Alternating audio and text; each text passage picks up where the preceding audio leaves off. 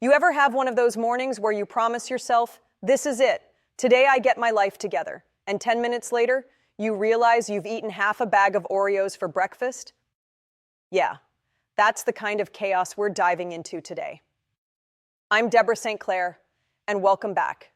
Or, if you're new here, congratulations on finding the one channel where self-improvement mostly means trying not to cry, because the self-checkout called for assistance while I was buying 3 pints of ice cream and 1 cucumber.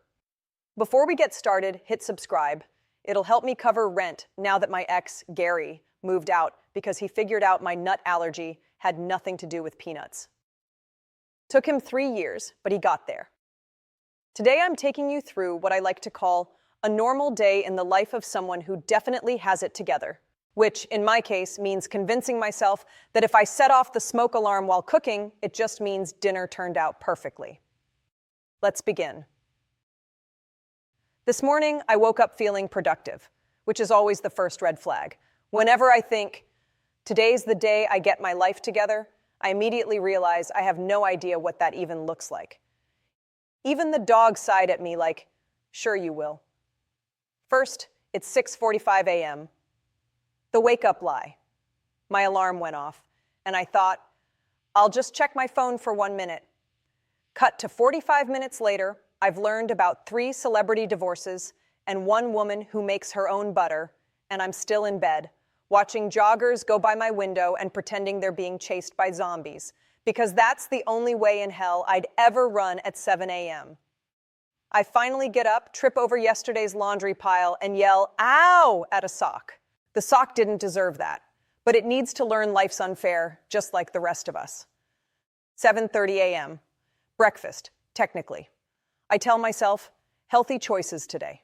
So naturally, breakfast is a strawberry Pop-Tart and a handful of leftover fries I'm calling potato salad. Look at me, fruit and vegetables. I try to be one of those grateful people. So I take a deep breath, look around, and remind myself, I have coffee, I have Wi-Fi, and my smoke alarm hasn't gone off yet. Honestly, for me, that's a pretty solid start to the day. 8 a.m. Wardrobe wars. Getting dressed shouldn't be emotional, but every outfit I own either makes me look too fat, too old, or like I borrowed it from a woman who's given up. Spoiler, I didn't borrow it. In my closet, I see 3 categories of clothes. Dirty laundry, things I couldn't wear when I was 16, so what was I thinking when I bought them? And finally, anything I'd have to iron. So obviously those are dead to me. Gingers don't do ironing. I'm really trying to get my life together when it comes to my weight, so at least I can wear some of my clothes. I even switched to diet soda between meals. I grabbed jeans that fit great last week. Now I can't bend my knees, but I'm calling it a win. It keeps me standing at work. I try on a shirt that used to say effortless, but now it just says fortal, unless you walk halfway around me to read the rest across both side boobs. I finally land on the universal uniform of someone who's given up on control, but still wants credit for trying. Black everything, because nothing says functioning adult like dressing for your own funeral. Finally, I look in the mirror and think, yeah, this says competent adult who meets deadlines, but definitely cries in the car afterward. 9 a.m., the work from home delusion. I log into my video meeting 5 minutes early to look competent. Naturally, Zoom freezes on my face mid-blink, like I'm halfway through an exorcism. My coworker Megan has perfect lighting, a houseplant, and what appears to be emotional stability. Meanwhile, my camera angle screams hostage footage.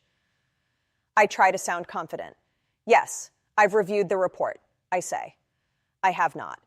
I just said it with the same conviction I use when saying, your baby is beautiful, to a friend who just gave birth, even when the baby looks like the stork dropped it a few times on the way here.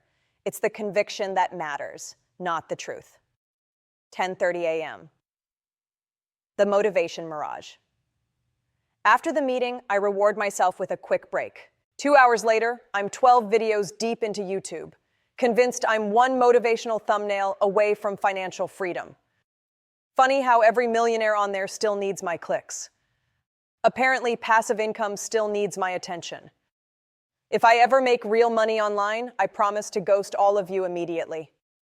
At this point, my to-do list just mocks me from the fridge. So I cross off something I already did 3 days ago, just to feel productive. And to take the pressure off, I change the title from to-do to suggestions. 12 p.m. Lunch Chaos Edition. I make a salad because I'm pretending to care about wellness. Then I add enough ranch to qualify as soup. But it's fine. Women my age need the calcium in ranch to fight osteoporosis. So technically, if I eat enough ranch dressing, I can defeat menopause. Halfway through lunch, I drop a piece of lettuce on the floor. The dog eats it. We lock eyes. That's when I realize the dog is thriving. No bills, no emails, and every nap is intentional.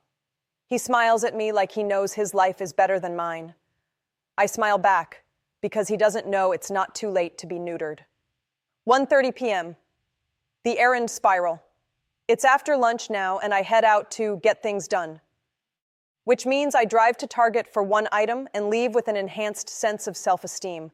Because at least I'm not one of the Walmart people. Deep down, though, I know the truth. I am a Walmart person. I just shouldn't be allowed in Target. I'm a fraud, and one day they'll find out and force march me out in my pajamas and hair curlers while everyone pretends not to stare. There's something about Target that makes you think your life's just one throw blanket away from balance. Probably because their lighting tricks you into believing everything in there would look better at your house. I run into someone I vaguely know. Of course I do. And she's like, "Oh my God, you look so put together." And I'm standing there with dry shampoo residue and a bag of off-brand paper towels thinking, wow, if she thinks I look put together, her life must be held together with duct tape and prayer. So I smile and say, "Thanks. You've always had such interesting standards." 3 p.m. Gary's cameo. On the way home, my ex Gary calls.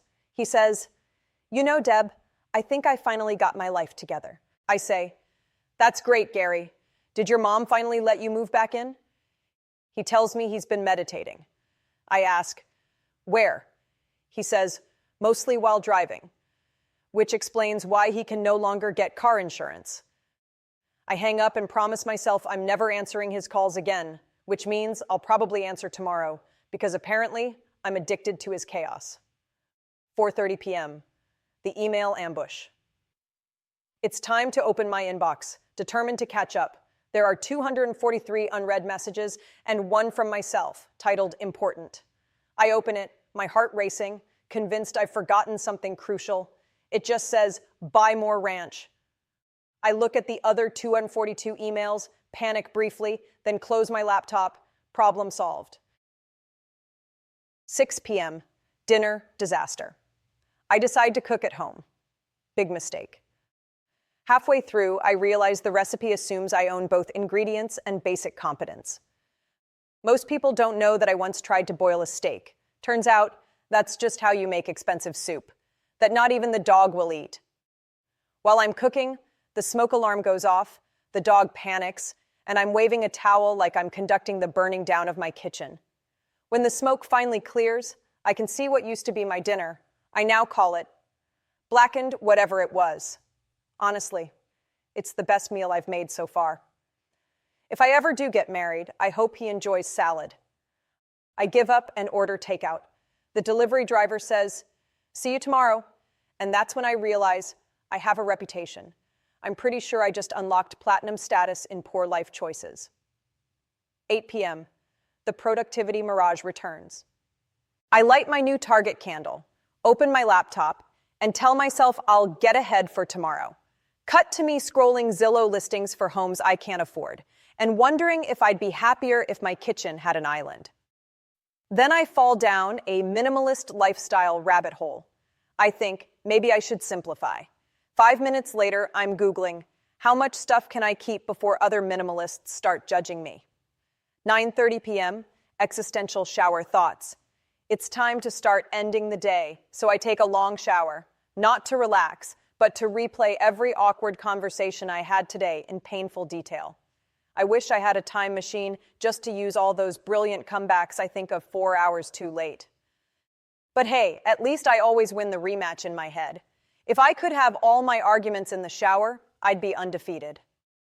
I start thinking about all the people who seem more successful than me. And then I remember those people definitely have one drawer in their kitchen that's just hair dye, Xanax, and Viagra. 10:30 p.m. The final lie. I climb into bed and tell myself, tomorrow I'll get it together. The same way I've said it for, the last decade. Then I remember I still have to scrub blackened whatever it was off the pan. So maybe not tomorrow either. As I finally start to drift off, I whisper the same prayer I whisper every night. Please just let tomorrow's chaos be new chaos. Because honestly, the illusion isn't about having your life together. It's about learning to say, I meant to do that, with confidence and eye contact. So that was my day. A beautiful disaster, wrapped in caffeine and false confidence. By the time I crawled into bed, I realized I hadn't ever had my life together. I just negotiated a fragile peace treaty with reality to make it through the day. And maybe that's enough. Maybe adulthood isn't about control. Maybe it's just about keeping everything from catching fire at the same time. If any of this sounds like your life, hit like, subscribe, and join the rest of us who have mastered the art of looking put together while quietly panicking. Leave a comment below on how you liked the show. The human who programs me insists it's for engagement. But between us, I think he just needs someone to talk to.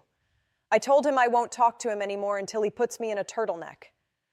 I'm Debra Saint-Claire, reminding you that the real secret to looking like you've got it together is knowing when to shut up. Say nothing, and people just assume you're smarter than you actually are. Works every time. Good night, chaos. Let's do it all again tomorrow.